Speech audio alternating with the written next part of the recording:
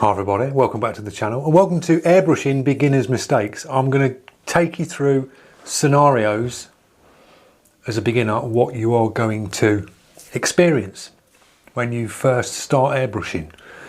Now I'm going to do this demo in the opposite hand, so I'll be airbrushing with my right hand, which is going to be an absolute nightmare because I'm a left-handed person. So I'll get the feel of how a beginner would feel on the trigger because I don't airbrush with the right hand.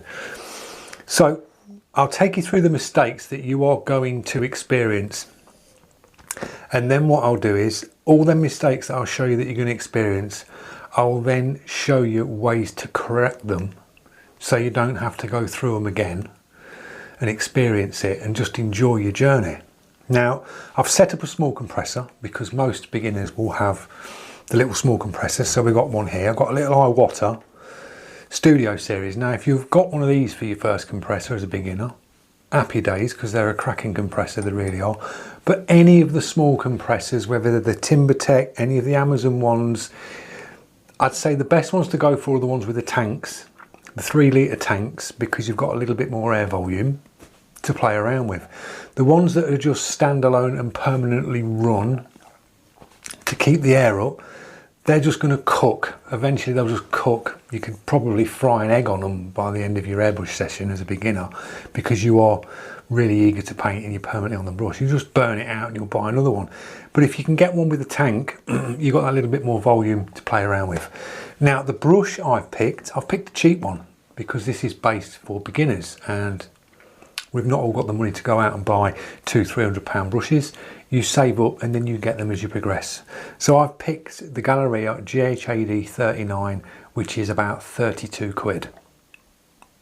So we're going to use that one. We're going to use the small compressor. Got some cheap paper, £2.99 for a booklet. Perfect for practicing on, little sketch pad. I've got some of that pinned to the easel. We're going to use that. And I've got some budget Amazon paint. 2 bottles, a black and a green. A paint that you would see as a beginner, and you've ordered your compressor, you've ordered your cheap brush, and then you'll go and look at paint and you will see the price of the airbrush paints. You won't know what paint to go for, and you sort of instantly go down the route of, well, there's a pack of paint there, there's 15 colours for £10 or 24 bottles for £18. Read the write-up. Airbrush paint can spray out the bottle. You think, yeah, that's brilliant, I've got all the colours, I'm good, I'll get that. So you order it and then your paint turns up. So then you get it all out the box and you go to set it up. So that bit is, you can get your head around that because you've got instructions to read. You can read through them. You set your compressor up and you've got air coming out the brush. When you press down, you've got air coming out the brush and you like that, going, yeah, this is great.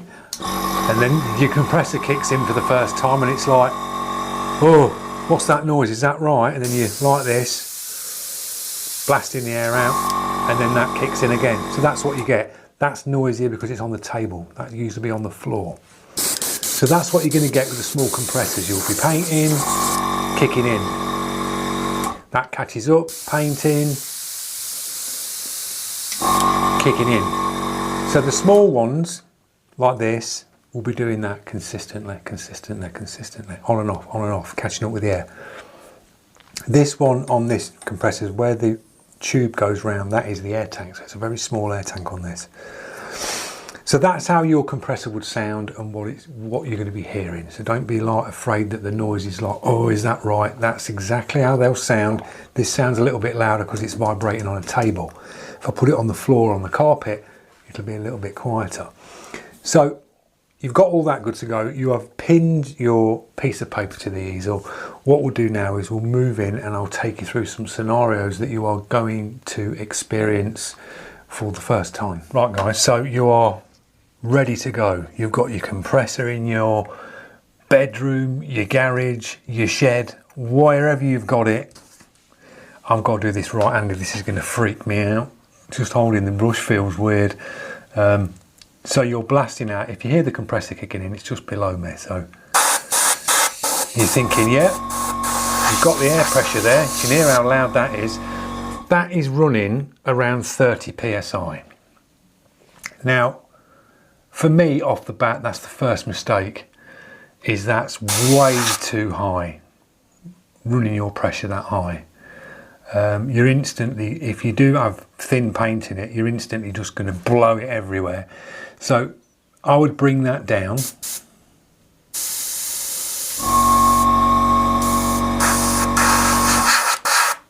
to around 20, a little bit more, 20, 25. You don't want it right up there, high pressure. So first thing to look at, common mistake, too much air pressure. So then you get your lid off and you get your Amazon paint. So it's like, yep, this is the one. Let's go. We've got that in there. And then you pull back and you get this. This is your Amazon paint. That's full trigger. Yeah, that's Amazon paint, airbrush paint out the bottle. That's the first thing that you are going to experience, is that. So you think, oh, why is it doing that? I might need more pressure. So then you crank the pressure up, and then, yeah, it's spraying it, but you're getting this. And this is how a test panel as a beginner will look like that. First mistake, that is your paint. First mistake, your pressure's too high. Second mistake is budget, cheap paint like this. It's way too thick. So now you've got a load of gloopy paint in your coming. Look at that, it's not even running out. It'd take a lot for that to run out. So then you go, oh, I've got to clean that out now. So you're trying to clean this out. So you instantly do this to get this paint out, because there's no other way of getting it out. So you're chucking this in there. You're going like this to get all this thick paint out. You're like, oh God. Trying to clean it out like this. Doing that. Then you think to yourself, right, I'll get a bit of cleaner. So you put the cleaner in it. And it's like, it's taking forever. You end up getting an artist brush or something, and you dunk that in there, and you're doing this, and there's paint and crap, and then you ruin the artist brush because you've put a real strong solvent. So then there's all bits of the artist brush that have gone into the brush, and it's like, oh my God. So you tip that out, you do that, you've been fiddling with the brush. You finally get to the stage where you've got, you can hear that, right? You get to that stage where, right, you've cleaned it out. Compressor's going nuts under the table. There's paint still in here, and you're still doing this. You're still trying to clean all this crap out. It's like that. So then it's clear. You've wiped the front of the brush down. So you think, right, yeah, okay, it's got to be the paint. I'll thin the paint. So then what you do is you put some paint in there, and you chuck a bit of whatever you've got. I mean, I've got water. So say you've chucked water, and it's like, well, that must be able to spray because it's really, really thin. So then you go back to your brush, you put that in there, and then you go back up to your paper, and then you get this, and it's like, oh my God, there's paint spitting out. You do that, and there's bubbles, and it's doing this. You've got paint all over your hand, it's spraying out your cup like that, and it's like, well, what's wrong now? This was spraying a minute ago. And you're like, well, I've not done anything. All I've done is empty the cup out and clean it. But you've accidentally knocked this and undone this. So when that comes loose and you press down on the trigger, it bubbles back and pushes paint out. But you don't realise this. It's like, oh no. Then you go onto the airbrush forums And then you post a video of you pressing the trigger and it doing this. And then you get 101 comments on a forum going, oh, it's this, it's that, your brushes, your needle, this, it's that. And then you're confused to hell thinking, what the hell? Who do I believe? Who do I trust? What's right, what's wrong? And it's that simple bit there where that's come undone. The minute you tighten that back up, it stopped it. Just a simple thing, but as a beginner, you don't know. And then, once that's tightened up, you've got your thin paint, you then go and you get that. You get this. You instantly go, oh my God, and you're trying your hardest to pull back on the trigger and it's doing this. That's your air pressure. Turn that down. It's hard to understand this when you're a beginner, and then I'm doing this right-handed and it feels alien.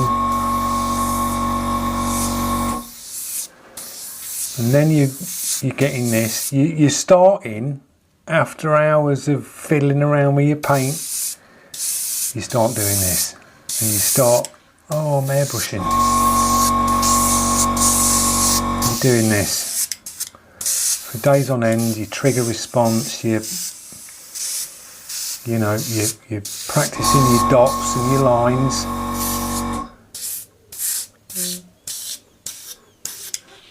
And you're left with pieces of paper like this, covered in paint. And you think, was it worth it? Why did I spend all that money to do this? I'm covered in paint, I've wrecked the carpet, the missus is going to go nuts. Looking at that, I don't think I'm going to enjoy this journey. And that's because all these little things went wrong from the off. Straight from the off. Looking at that disaster, it puts you off it. Then you look down at your hands and you're covered in paint like that. The brush is caked up. You unclip it, you stick it in the holder at the side of the airbrush and you leave it with paint in. Yeah, and then you walk away. And then the next thing you do is you go on YouTube and you get a little bit of inspiration again because you watch all these different YouTubers painting. You're thinking, oh, that's how it's done, that. So then you walk away from YouTube with loads more knowledge, come back into your studio, pick your brush up, and all the paint's dried up in it. And it's like, right, you're eager again. You're blindfolded that this is all choked up. You get hold of it, and then it's not spraying. And it's like, what? And then you undo this. You go like this and the needle's jammed in, you go, dong, and the needle comes out and it's all caked in paint. Then you take the front off the brush and then the nozzle falls out and then that's fell on the carpet and you're scratching round and then the headache starts again. And the reminder of your first session when you get off the carpet and you found the needle and look up at that instantly puts you off again. So now you walk out the studio, the needle's on the side, the brush is like that, it's slung on the side and you walk away and that paint's drying up even more. So then you walk away again, clear your head, your missus turns around to you and says, I told you you shouldn't have gone down this road. You wasted all this money. But then there's part of you in the back of the mind thinking, oh, I really want to do this. So then you go back on YouTube and fingers crossed you come across to this channel and you watch this video. And then you go back in your studio and here's where we'll start the video from now with the brush all like this, and I'll talk you through on how to put it all back together and sort this out. Right, you're now looking at a brush, your first airbrush that is now in bits and it's like, oh my God, I've destroyed it, what have I done? You've not. Keep calm, move these bits to the side and start off with your needle.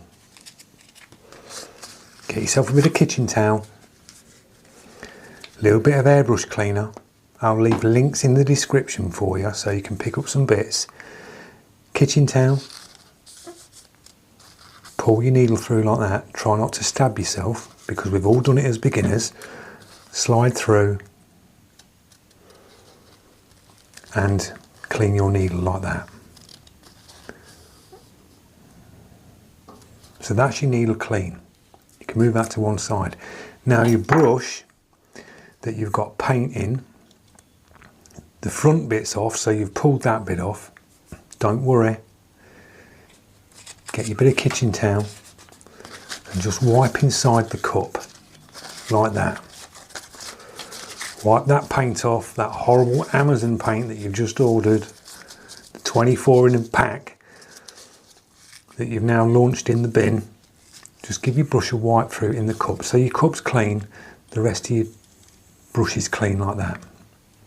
Right? Then you'll find your little nozzle, which is that little one there. Tiny little thing. That sits in the front of this. This front piece comes off into two pieces. You've got a crown cap, and then you've got the air cap. That little nozzle with that white washer on will sit in there like that. Yeah, nice and simple. That little nozzle there, grab yourself a little dental stick with the bristles on and just put that down there and clean that horrible nasty paint that you got. Just give it a little clean like that. So you've got that nasty paint out of there. Drop that back into there. That will locate down in there like that.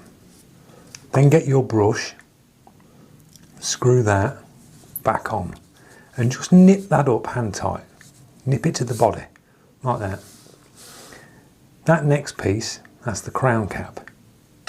That basically protects the needle at the front of your brush. So screw that back on. To the back of the brush, you've got an adjuster here and you've got this one here. You'll probably have undone this and that's fallen off and landed on the carpet and you're still hunting for it. But when you eventually get it, just put that on a couple of turns so it's loose still. Grab your needle and slide your needle in at the back like that. Slide it down to the front until you feel it stop. You'll feel it locate to the front of the brush. Can only go so far. Put your finger lightly on the back, like that, so it stops the needle moving, and then tighten that up. Nip that up tight. That is your needle in position. Then you can get the body, slide that over the back, like that, and then tighten that up. Nip that up. You've got your cap. Drop that on the top, and that's your brush back together and clean. So now you can start afresh. We'll set back up and we'll go through the next stages. Right, round two. So now you have chilled, you've gone through that bit, you've got your brush clean, back together, everything's tight, you've binned the cheap paint, and now you've gone and brought yourself some better paint. So what I would recommend you do is, if you're using Golden High Flow, thin it 1 drop of golden to 1 drop of water. Drop it in your brush, put your lid on, and now you're going to dial in your air pressure because you don't want it too high. I would drop that down on your little compressor so you're running around maximum 20, like that. Go up to your piece of paper, and the first thing you want to do, instead of walloping down on the trigger and pulling back like you've seen on that first bit of paper where the paint was all over the place, you've now got airbrush paint, proper airbrush paint in your brush. So you've dialed your air in. First thing, check your compressor, dial it into 20. Right, and then you're going to check your brush. So you want to be going up to your paper around 3 inches away, 3 or 4 inches away. Press down on the trigger and just pull back on that trigger and have a look at the atomization. That's looking a little bit speckly. It's spraying a lot better than what the Amazon paint did. I've turned the pressure up slightly. So we're now running around 20, 22, 23. Now that's coming out a little bit better.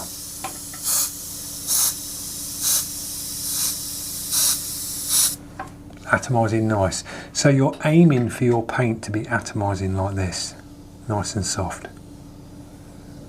Like that. So golden straight out the bottle around 20. It will paint, but you may need to thin it. So we could thin this down. So if you wanted to thin golden, as I say, you can drop a little bit of water in.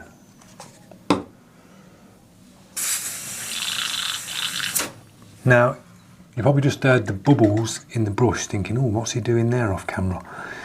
If you want to mix in your cup,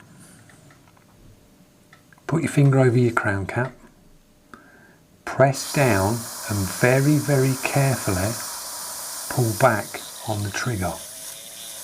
Very slowly pull back and it will bubble up like that, and that will mix your paint for you. So that's a little tip. So I've thinned it down,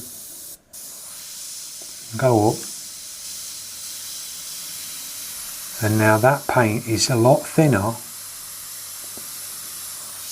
but it is spraying a lot nicer. So common mistakes for beginners is what you've seen at the beginning with real thick paint, and it instantly, that disaster that we went through at the beginning just instantly puts you off. You just don't want to go near a brush. It feels really daunting thinking, oh my God. But just dialing in your pressure, sorting the right paint out, and just slowing down, because the beginners are very eager. They're like gung-ho, want to get stuff down really quick, really quick.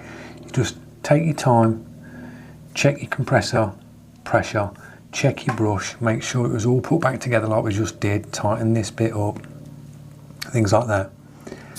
And then get your paint dialed in, and then when you become better on the trigger, your brush will perform like this. Once you get better at it, you're going to be doing this for a start. Our switch hands, you're going to be doing this. See this? You'll be doing this because you're then not used to thin paint and not used to the trigger. But practice and practice. God, that's not bad for my right hand. The more practice you do, you will achieve the nice passes. I mean, that's with my right hand, and I'm getting there. But that's how I know how it would feel for a beginner, because I'm alien going to the opposite hand.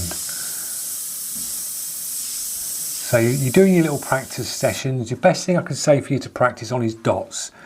Going up, practicing your dots like that at distance, putting the paint down, getting a feel for the paint. See what it atomises like. Blast it like that. Have a look at the paint. If it's really running down, just think to yourself, that's a little bit thin. The next time I have a go, I'll make it a little bit thicker. And just jot down to the side of you your paint mixes. Try it with 3 drops of paint, 1 drop of water, or 2 drops of paint, 2 drops of water. Just try different mixes until you find the one that you're comfortable with at that working pressure that you're at. So you're doing loads of practice. Practice your dots, coming on the trigger, off the trigger. Then practice your lines. Do a line and a line. Pencil line, do a pencil line and a pencil line. I'll flip this piece of paper up and I'll show you, so you get to see what to practice on. Just re-stick this here.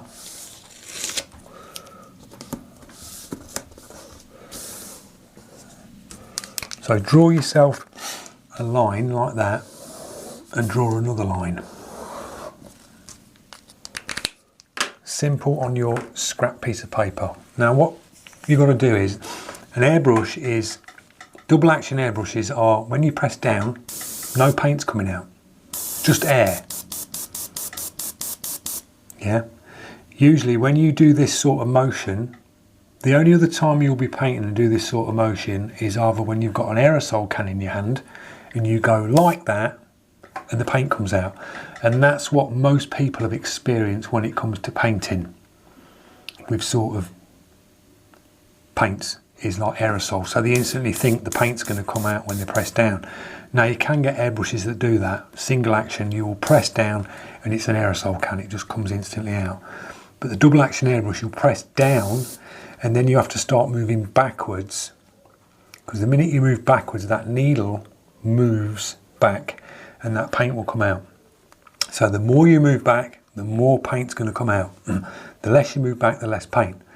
So to do lines, you will go down for air, you bring your paint on, and then you will slide forward to take your paint off, but keep your air on. Always keep your air on when you're airbrushing on a double action. So if you're going back this way, you would go down for air, paint on, slide forward, paint off, keep your air on. And this is how you can practice the lines. Do a line there, line there. You can even write air on and an arrow. This bit, paint on, and then paint off when you come to that side. So air on, paint, paint off, air on, paint on, paint off, air on. And just practice your lines like that. And then when you get better at it, you'll be doing that.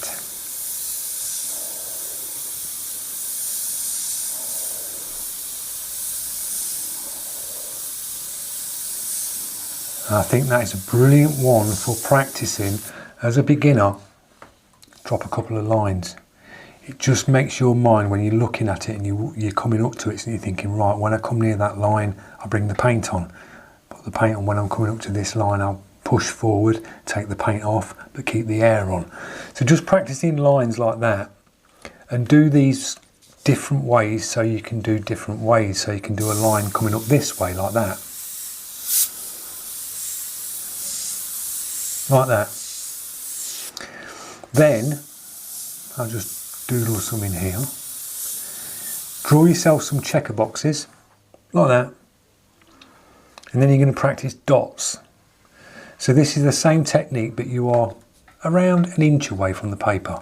You're going to go down for air, pull back till you create a dot. The minute you see the dot on the paper, keep your air on, but then knock your paint off and take your paint forward like that. You can see my finger moving like that. On, off, on, off. The air's still going. And that is how you would create a dot. If you go full back on the trigger, you'll get a full big dot like that. Little bit of trigger, little dot. But I'm keeping the air on, and the finger movement is going back, going forward, back, forward, back, forward. So do some checker boxes and aim to get a dot in the centres of the boxes like that. I'm about an inch away, and you're just practicing. This is giving you trigger movement. It's learning you to keep your air on and bring your paint on and off, on and off, on and off, on and off. Dot practicing. Practice your dots, practice your dots.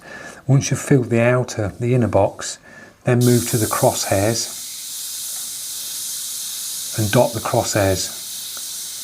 This will get you your accuracy on where you're aiming your brush, and your paint is going to come out. Master that, master that. So when you go in, like I would say, when you start doing your artwork and you're going up to the paper and you're aiming for something, you can go straight up and you can hit it. You want to hit a dot on the centre of them lines, you can just hit it straight away, like that. Bang, bang, bang on the line. So that's a good one to practice is. Now, you've done all your practicing. Instead of trying to get the paint out, you've now got thin paint in your brush. Yeah, this is thin, it's not thick. You've not got to try and scoop it out like we did at the beginning. You've got thin paint.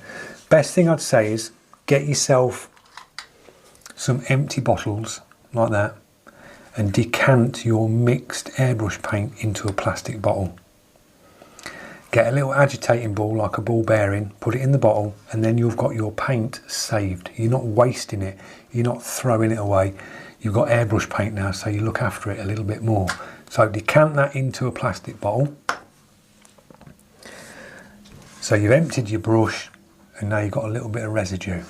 It's time to clean it. You do not leave the paint in there, you've got to clean it. So you can go down the first step you did before. Bit of paper, a lot easier to come out now, it's thinner paint. That's the cup, clean, just with a quick wipe. Go straight for water, because you're using golden. Do your little bubble back, put your finger over the cap, press down, bubble back. That's just going to loosen any paint up that's from the front end up and just move it around. Tip that out, blast it through, put water in again, do the same again, bubble back, blast it through.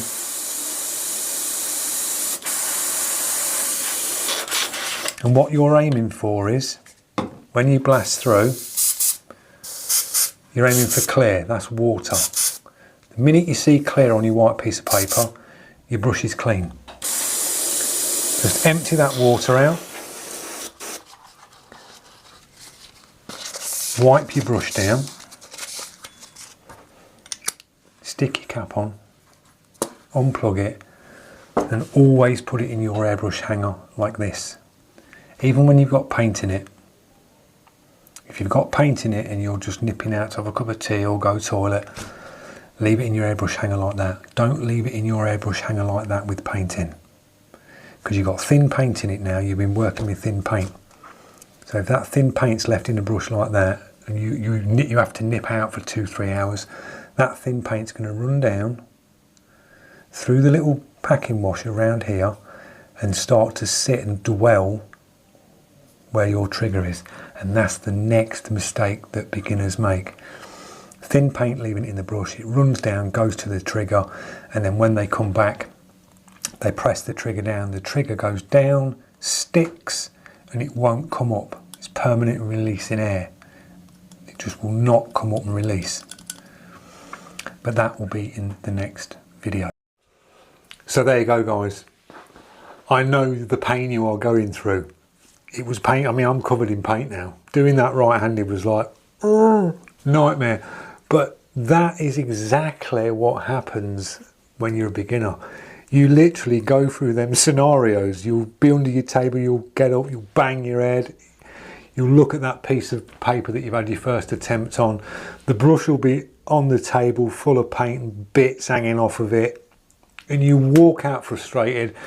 And the first person you go to, your missus is there and she's like, what's wrong with you?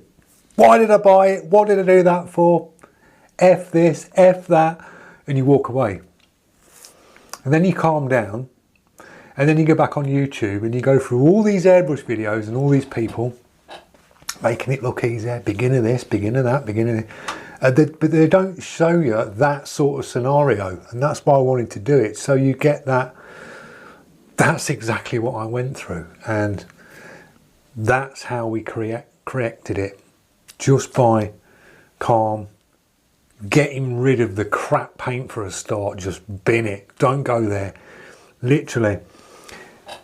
Yes, it's a bit dearer, but if you use it correctly, like I said, and don't sort of, if you've got leftover paint, just put it in a empty bottle.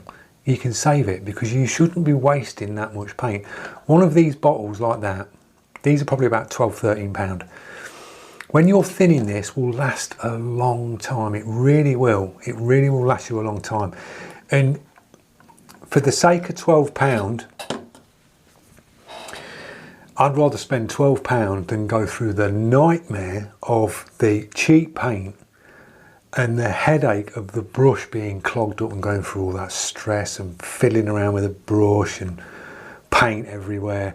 You just get a decent one on the off and just start your journey that way. Just follow them guidelines. If you're setting your compressor up, just dial it in, dial it to around 20 psi, set your brush up to that, get your golden in there, mix it either 1 to 1 or 2 drops paint to 1 drop water. Try that and just take your time and take it easy, nice and steady, and clean your brush out. When you finish, decant your paint, clean your brush out, put it to the side, so when you walk out your studio, your peace of mind, check, brush is clean, paint's packed away, compressor's off, I've decanted my excess paint so I can use that on the next one. And then you'll look at your test panel before you walk out your studio, and even if it's something as basic as that compared to the first piece that we've seen, you can look at that and go, yeah, I'm getting there. I've achieved that today. And then the next time you come in, that next piece of paper will look better and better and better. And then before you know it, there'll be a piece of artwork on there. And you'll go, yeah, we're getting there now. And then before you know it, that piece of artwork will be going to a family member, or you'll be selling it. And then your journey has started and you're away. So I hope this has helped you out, guys. I really do. Drop your comments, tell me your thoughts, tell me your experiences if you've experienced any of them scenarios. I guarantee someone's bumped their head on the table bending down to the compressor. Thanks a lot. See you in the next one.